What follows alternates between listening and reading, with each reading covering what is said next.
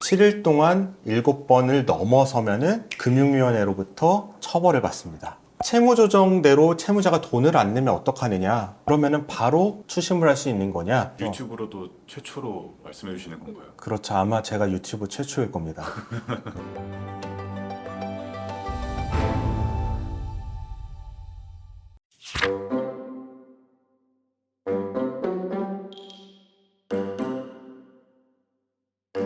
채무자보호법 시행령이 새로 나오나요? 개인채무자보호법. 저희가 지금 개인회생 그리고 파산, 법인회생을 정하고 있는 법률이 채무자보호법이에요. 지금 앞으로 시행될 법률은 개인채무자보호법이고, 개인채무자보호법에 정해진 것 중에 제가 일전에 영상에서도 한번 설명을 드렸는데, 구체적인 부분은 시행령으로 정하기로 했어요. 그런데 얼마 전에 그 시행령이 입법 예고가 돼서 오늘은 시행령의 내용을 포함해서 개인채무자보호법에 대해서 설명을 드리려고 해요. 아직까지 이 제도 자체가 우리나라에서 처음 만들어진 제도고 법률이고, 이것을 필요로 하는 사람들은 금융기관이나 개인채무자인데, 금융기관은 내부 법무팀이 있고 개인 채무자들은 이런 것에까지 관심을 기울이기 어려워서 설명해둔 자료들이 잘 없는 것 같아요. 유튜브로도 최초로 말씀해 주시는 건가요? 그렇죠. 아마 제가 유튜브 최초일 겁니다.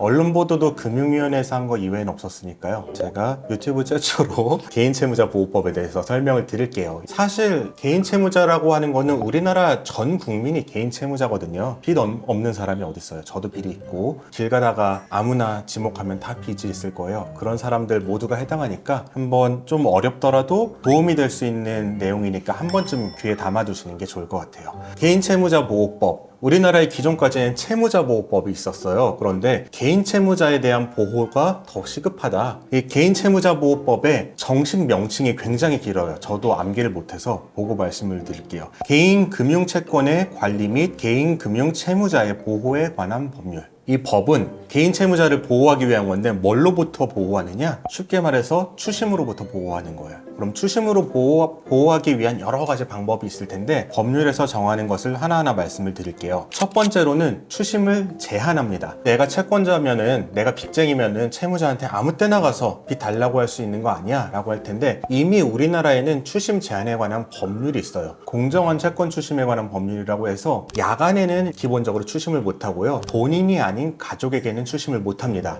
그런 것을 불법 추심이라고 하죠. 이것에서 더 나아가서 이 개인채무자보호법에 따라서 채무조정을 받은 채무자에 대해서는 추심을 못하게 법이 정하고 있습니다. 이것을 추심 제한이라고 하고요. 그 다음으로는 추심 총량제가 있어요. 아마 가장 핵심적인 제도인 것 같은데 채권자는 채무자에게 일주일에 7번만 추심을 할 수가 있습니다. 하루에 7번 했으면은 더 이상 추심 못하는 거고요. 7일 동안 7번을 넘어서면은 금융위원회로부터 처벌을 받습니다. 굉장히 강력한 제도고요. 지금 전화 계속 오잖아요. 네. 이게 한 번밖에 안 온다는 건가요? 연락이 도달하지 않으면 한 번으로 안 쳐요. 그래서 받아야 돼요. 그런데 우편을 보낸 걸 내가 받았다. 그런 다음에 전화가 왔다. 그러면은 우편으로 받은 건 한 번 쳐서 만약에 총량제로 우편까지 7번이 됐다. 그럼 그 다음 전화는 불법이 되는 거예요.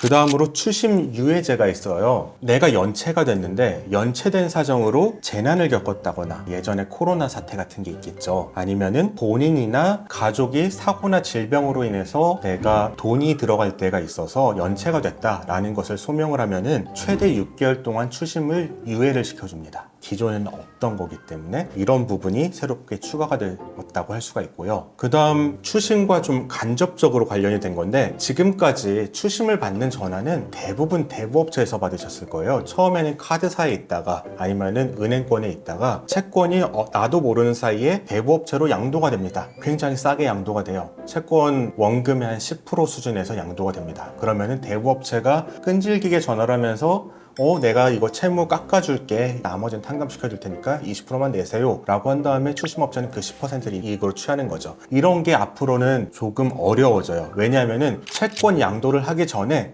채무자에게 통지를 하게 돼 있어요. 내가 대부업체에 팔고 싶다. 그러면은 10일 전에 채무자에게 내가 대부업체에 이걸 팔려고 합니다. 그런데 당신은 채무 조정을 할 수가 있어요 라는 내용을 기재해서 우편을 보내야 돼요. 그 우편을 채무자가 받아서 채무 조정을 신청하면은 추심업체에게 양도하기 이전에 금융권과 채무 조정이 이루어질 수가 있고요. 그렇게 되면은 아까 말한 추심 제한, 추심 유예가 다 이루어질 수 있기 때문에 채무자에게 훨씬 유리하게 진행이 될 수가 있는 거죠. 그러면 이렇게 채무 조정을 했는데 채무 조정대로 채무자가 돈을 안 내면 어떡하느냐? 예를 들어서 내가 1억을 빌렸는데 5천만 원만 갚기로 지금 조정이 됐어요. 그런데 내가 이 돈을 몇 개월 갚다가 이 돈도 안 내기 시작해요. 그러면은 바로 추심을 할 수 있는 거냐? 그게 아니라 3개월 이상 채무자가 변제 계획을 이행하지 않아야 돼요. 내가 3개월 동안 연체가 돼야지 추심을 할 수 있고 3개월 연체되기 전에는 추심을 할 수가 없어요. 그 다음 또 하나 중요한 게 주택담보대출을 했는데 주택담보대출이 연체가 됐다고 바로 집에 경매가 들어와 버리면은 이 개인 채무자는 주거권에 굉장한 지장을 받게 되잖아요. 이것을 방지하기 위해서 6억 원 이하의 주택에 사는 개인 채무자가 주택담보대출을 연체했을 때는 6개월이 지나야지 집에 대한